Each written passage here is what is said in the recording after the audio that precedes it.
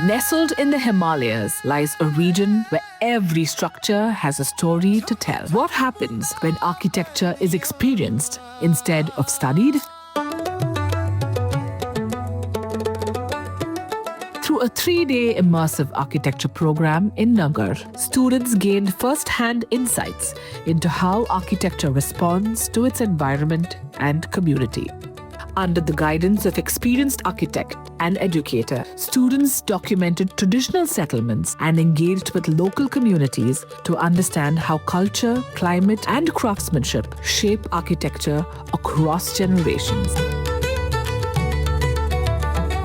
Through workshops with master Karigars, they explored the principles and craftsmanship behind Kath Kuni architecture, gaining insights that extend far beyond construction techniques.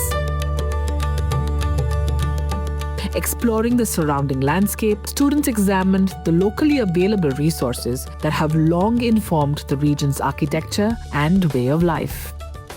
Architecture is not simply design. It is inherited through generations, shaped by culture, and brought to life by the people who call it home.